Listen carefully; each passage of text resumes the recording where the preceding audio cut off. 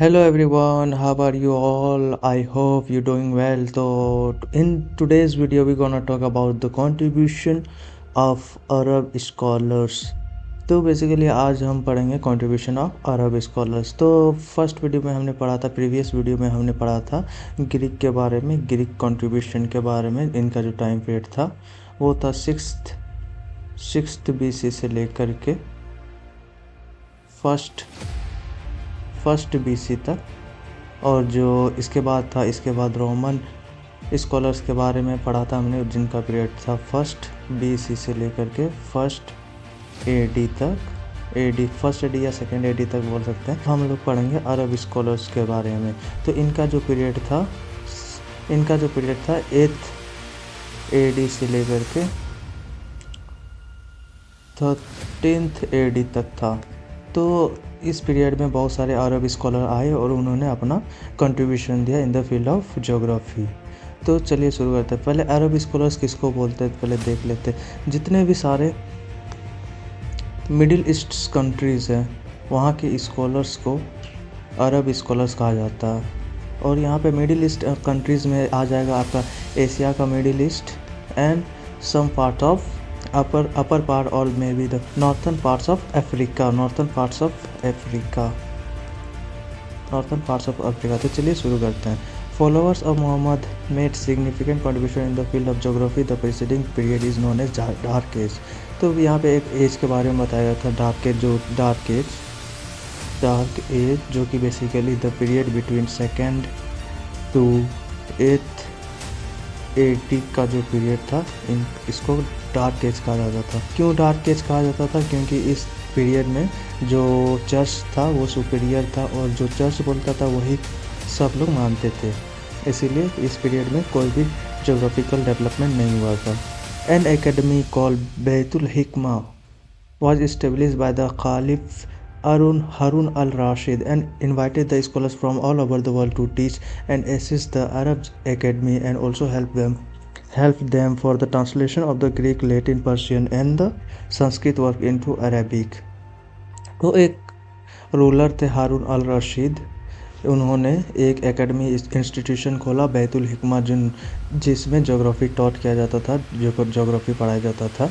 और जितने भी सारे बाहर के स्कॉलर्स थे उनको इनवाइट किया कि आओ तुम लोग भी आओ हमारे इंस्टीट्यूशन में, हमारे एकेडमी में ज्योग्राफी पढ़ाओ। और साथ में उनसे मदद मांगी, help for the translation of the Greek, Latin, Persian और संस्कृत वर्क इनटू अरबिक। और ट्रांसलेशन किया बहुत सारे मोन्यूमेंटल वर्क्स को इनटू अरबिक में। तो देखो कौन से फैक्टर्स हैं factor responsible for the development of geographical knowledge in Arab. अब देखो ऐसे क्या फैक्टर्स हैं जो कि सिर्फ अरब में ही, डार्क एज के पीरियड के दौरान सिर्फ अरब में ही ज्योग्राफिकल कंट्रीब्यूशन हुआ, ज्योग्राफिकल इवोल्यूशन हुआ। तो फर्स्ट कंट्रीब्यूशन है open mind and inquisitive nature. They invited scholars from all over the world to contribute in the field of Arab geography and translate the work of Greek, Latin, Sanskrit and Persian work into Arabic. तो उनका जो nature था वो बहुत ही inquisitive था, मतलब curiosity से भरा हुआ था। उन्होंने पूरे दुनिया को कहा कि आओ भाई हमारे देश में, हमारे लैंड में अपनी ज्योग्राफिकल नॉलेज को शेयर करो विद द अरब्स। तो सेकेंड फैक्टर जो था इस्लामिक ब्रदरहुड, जो कि सेकेंड फैक्टर इस्लामिक ब्रदरहुड ये बताता है कि all over the world are freely travel through the territory of caliph. जितने भी टेरिटरीज अंडर द कैलिफ आते हैं वो कोई भी स्कॉलर्स फ्रीली ट्रैवल कर सकते हैं विदाउट पेइंग द टैक्सेस। तो जो थर्ड फैक्टर्स है वो the pilgrimage. For every follower of Islam they must have to visit holy place Mecca. अब देखो द पिलग्रिमेज कैसे फैक्टर्स रिस्पॉन्सिबल है for the development of knowledge. तो देखो कोई भी पिलग्रिमेज करता है मक्का का तो वो सबसे पहले सऊदी अरब जाता है। तो जैसे कि कोई स्कॉलर या सऊदी अरब वहाँ का इन्वायरमेंट से प्रभावित होकर वहाँ के बारे में डिस्क्राइब कर दिया। And the fourth one is trade and commerce. In Islamic society, the merchant enjoy respect and consideration because Prophet Muhammad was also a merchant by profession. The Arab traders did commerce in precious stones and sands। अब देखो जो trade और commerce है वो Islamic society में बहुत ही valuable है क्योंकि जो हमारे प्रॉफिट है मोहम्मद वो भी एक मर्चेंट ही थे, तो इसी के लिए ये भी एक फैक्टर बन जाता है for the growth of geography in Arab. Marine adventure, अब देखो the Arab carried most of the trade by land but they were equally adventurist in sea terrific and trade. अब देखो मेरीन एडवेंचर भी एक factor है। तो हमने अभी 5 फैक्टर्स के बारे में पढ़ा। First factor is open mind, second Islamic brotherhood, the third factor is the pilgrimage and the fourth factor is trade and commerce, fifth factor is marine adventure. अब चलिए फर्दर आगे बढ़ते हैं। अब देखो उनका जो अरब जोग्राफर्स था वो व्यू पॉइंट्स क्या रखते थे डिफरेंट डिफरेंट एस्पेक्ट्स के, डिफरेंट डिफरेंट जोग्राफिकल टर्म्स के। They believe that the views of Greek scholars about the shape and size of the earth, the early Arab consider the earth as the center of universe round which revolve around 7 planets। उनका consideration था कि जो अर्थ है वो centre of the universe में है और जो 7 प्लैनेट्स है वो रिवॉल्व करता है अर्थ के, जो कि गलत है। सेकंड इनका व्यू पॉइंट्स था कि it was imagine that each of this planets occupied A separate sky. अब देखो इनका कहना था कि जितने भी सारे प्लैनेट्स है, 7 प्लैनेट्स है, वो एक हर प्लैनेट्स का एक अलग अलग एटमॉस्फेयर है, अलग अलग स्काई है। और using the expression of Ptolemy a separate sphere that each sky was under the authority of the planet to which had assigned. जो कि जितने भी सारे प्लैनेट्स के स्काई है, डिफरेंट डिफरेंट प्लैनेट्स के डिफरेंट डिफरेंट स्काईज हैं, तो वो अथॉरिटी करता है प्लैनेट्स, उस स्पेसिफिक प्लैनेट्स के बारे में डिस्क्राइब करता है, जो कि ये कहीं ना कहीं सही भी है, सही भी है। अब चलिए हमारे नेक्स्ट स्कॉलर, फर्स्ट स्कॉलर के बारे में पढ़ते हैं। इब्न हवकाल अबुल मोहम्मद कासिम, इनका टाइम पीरियड था 912 से लेकर 978 एडी तक। इनका कंट्रीब्यूशन था कि he was a resident of Baghdad, ये बगदाद के रहने वाले थे और इनका रियल नाम था Mohammad Abdul Qasim. And from his childhood he was interested in travelling voyages nations, और इनको हमेशा से ट्रैवल में दिलचस्पी रहा है। इनका जो मेन वर्क्स है a book of routes and realms, ये बहुत ही ज़्यादा इंपॉर्टेंट बुक है written by Mohammad Abdul Qasim.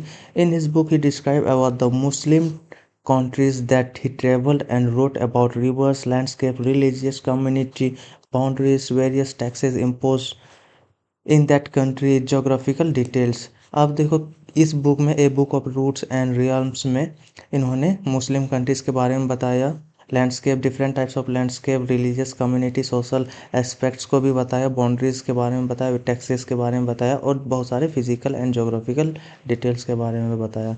और इन्होंने प्रूव किया था कि the Caspian Sea did not connect to the northern sea but Black Sea communicate to the northern sea through channel. अब देखो कैस्पियन सी, ब्लैक सी किसको बोलते हैं देखते हैं। ये रहा हमारा कैस्पियन सी।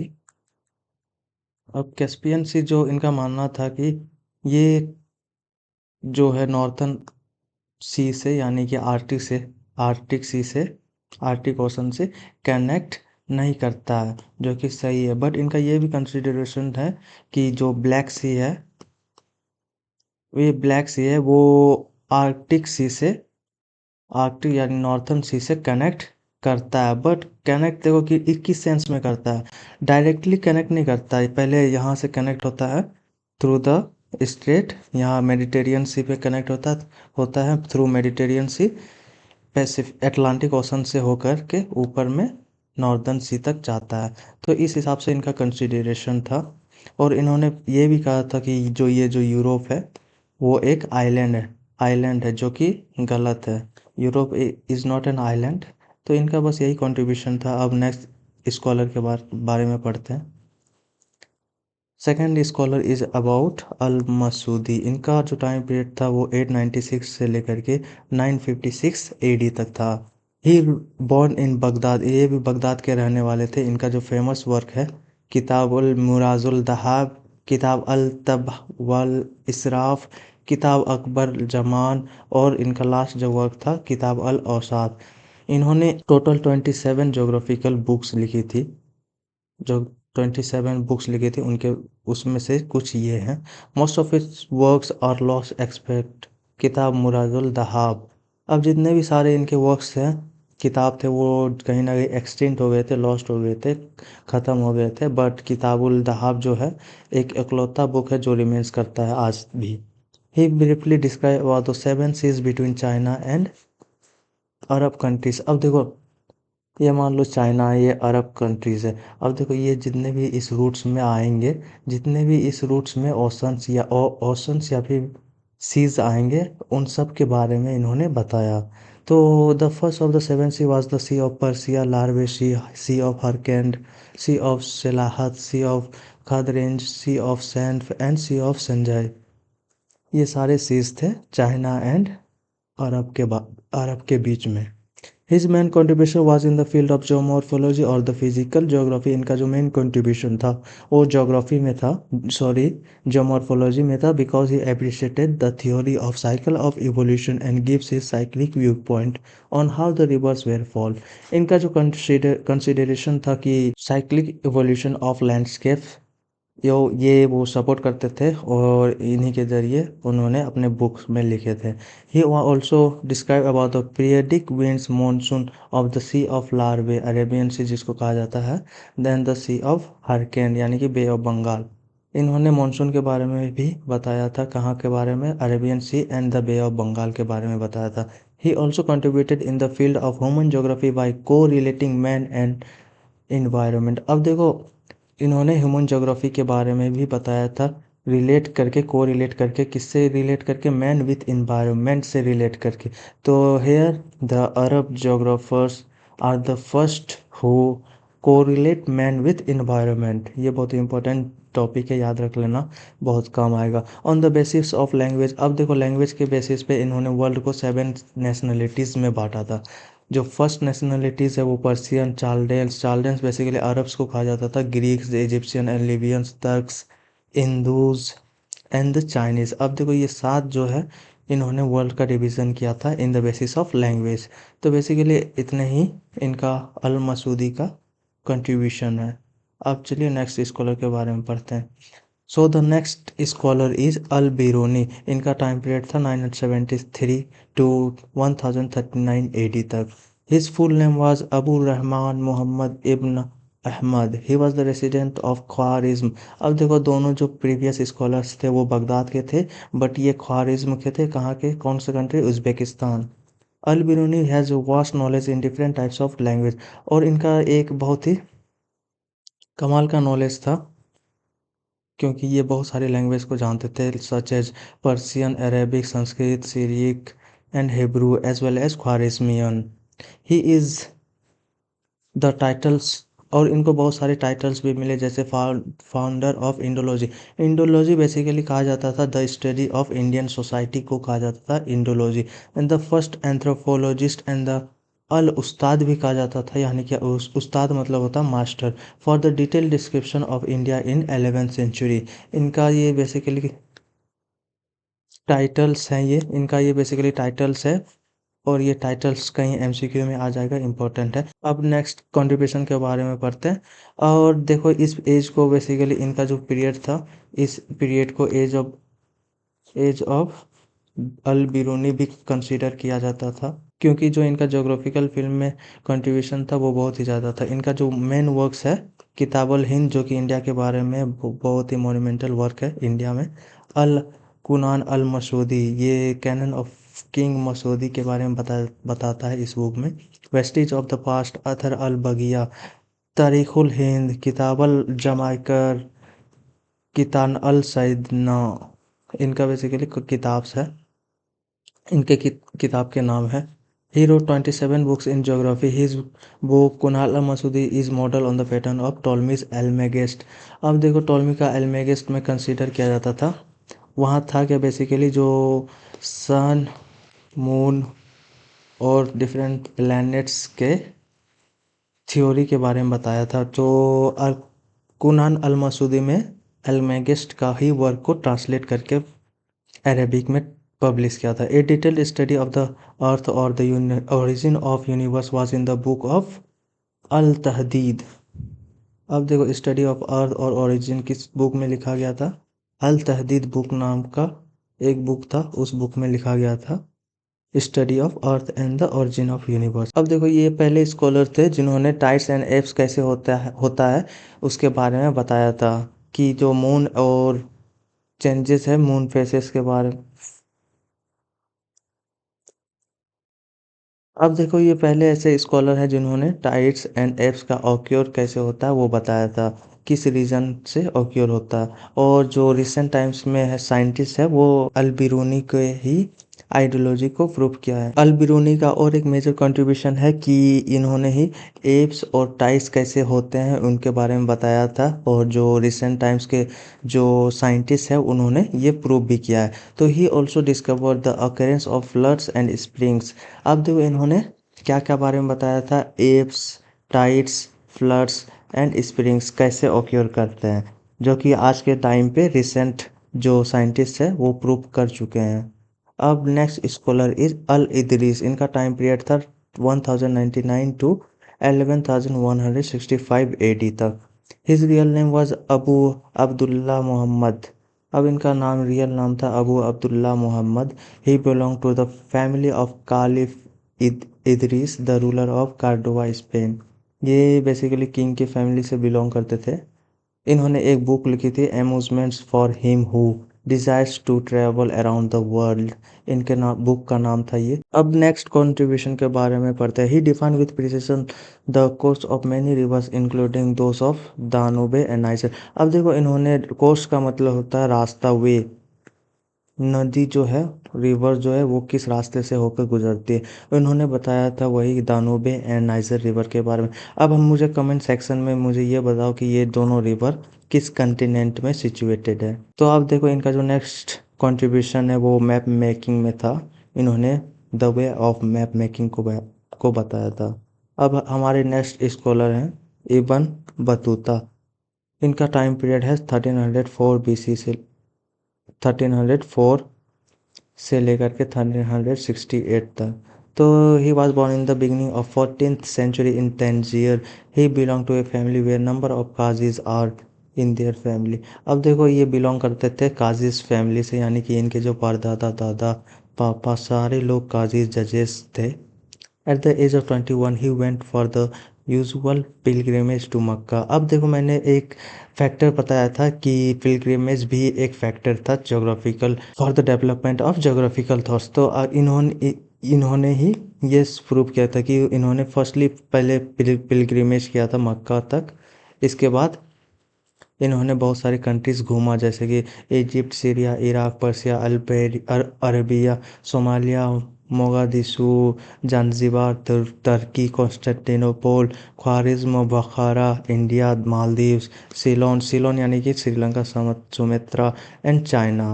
इन्होंने ये सारी जगह विजिट की है। Thus he showed that Aristotle had been wrong. अब देखो इनका अरिस्टोटल का एक कहना था कि जो वार्मर रीजन्स है, यानी कि इक्वेटर के पास जो रीजन है वहाँ पे जो पॉपुलेशन है वो लेस डेंसिटी है, यहाँ पे भी ह्यूमंस रहते हैं, जो कि टोरिड जोन कंसीडर किया जाता है। इस रीजन में भी हम ह्यूमंस रहते हैं, पॉपुलेशन रहते हैं। His main work was Rihla. अब इन्होंने फेमस किताब लिखी थी रेहला नाम की, बहुत ही ज़्यादा फेमस किताब है। Through lights on the soil, agriculture, economy and political history of the Muslim world. इन्होंने ये सभी एस्पेक्ट्स के बारे में लिखा था। अब चलिए नेक्स्ट स्कॉलर के बारे में पढ़ते हैं, इब्न खालदून। इनका टाइम पीरियड था 1332 एडी से लेकर 1406 तक। He considered as the great geographer of Arab who contributed in the field of geography. इनका कंट्रीब्यूशन है बहुत ज़्यादा है, क्योंकि इन्होंने एक किताब लिखी थी मुकदमा नाम का, और इस किताब में इन्होंने डिस्क्रिप्शन दिया था और डिस्कशन किया था किसके बारे में, human societies in various aspects के बारे में। अब देखो इन्होंने ह्यूमन सोसाइटीज़ के बारे में भी स्टार्ट किया था स्टडी। ही ओपन दैट, अब इनका मानना था कि जो northern hemisphere is more densely populated, जो नॉर्थन हेमिस्फीयर है वो ज़्यादा पॉपुलेटेड है in comparison to southern hemisphere. तो बस इनका यही कंसिडरेशन था। और further the population along the equator. अब इनका ये भी कहना था कि जो इक्वेटर में जो पॉपुलेशन है वो बहुत ही कम है। क्यों क्यों कम है? क्योंकि वहाँ पे ज़्यादा लैंड मासेस नहीं है। अब चलिए इनका नेक्स्ट कंट्रीब्यूशन के बारे में पढ़ते हैं कि क्या था वो। The work has divided into 6 sections. अब इनका जो बुक था मुकदमा, ये बेसिकली डिवाइडेड है 6 सेक्शन में। जो फर्स्ट सेक्शन है वो डील करता है सिविलाइजेशन, ज्योग्राफी एंड एंथ्रोपोलॉजी से। Second section is deals with discussion of nomadic culture and its comparison with sedimentary culture, sociology, historical causes and consequences for the conflicts arising continually from the fundamental opposition between the two cultures. अब देखो second section में इन्होंने basically historical view point दिया था, और third section में इन्होंने dynasties और किंगडम्स के बारे में बताया था। फोर्थ में life in the villages and cities, fourth में बेसिकली एंथ्रोपोलॉजी से रिलेटेड था। And fifth is for the professions या may be the occupations means of livelihood, और लास्ट में इनका क्लासिफिकेशन ऑफ साइंसेस था, different branches of sciences. Mokadima considered as the first environmental determinism who try to correlate man with environment in a scientific वे। अब देखो यहाँ पे और एक बार कोरिलेट वर्ड आ गया, किससे कोरिलेट? Man with environment. अब देखो जो डिटर्मिनिज्म का जो इवोल्यूशन हुआ था वो जर्मनी के अलावा भी पहले अरब में हुआ था, अरब से इसके बाद जर्मनी में गया और बहुत सारे स्कॉलर्स आए इस आइडियोलॉजी को फर्दर पोस्टुलेटेड किया। तो आज इस वीडियो में बस इतना ही। हमने बेसिकली 5 स्कॉलर्स के बारे में पढ़ा आज के इस वीडियो में। First scholar is Abdul Qasim, second scholar is al Masudi, और थर्ड स्कॉलर जो थे हमारे al Biruni, fourth scholar is al Idris and the last scholar is Ibn Battuta and Ibn Khaldun. अब देखो ये था कंट्रीब्यूशन ऑफ अरब स्कॉलर्स। अब इसके अरब स्कॉलर्स के बाद हमारे बहुत सारे स्कॉलर्स आते हैं, जैसे कि जर्मनी, फ्रांस, ब्रिटेन, अमेरिका। तो इसके बारे में हम अगले वीडियो में देखेंगे। फ़िलहाल इस वीडियो में बस इतना ही। अगर आपने ग्रीक स्कॉलर्स और रोमन स्कॉलर्स का कंट्रीब्यूशन वाला वीडियो नहीं देखा है तो मैं आपको वो लिंक प्रोवाइड कर दूंगा डिस्क्रिप्शन में, आप वहाँ जाके चेकआउट कर सकते हैं हमारे प्रीवियस वीडियो। तो विद दैट सेड चलिए अब समाप्त करते हैं इस वीडियो को। Thank you for the watching. अगर आपको वीडियो पसंद आए तो चैनल को सब्सक्राइब और वीडियो को लाइक कीजिए। Thank you.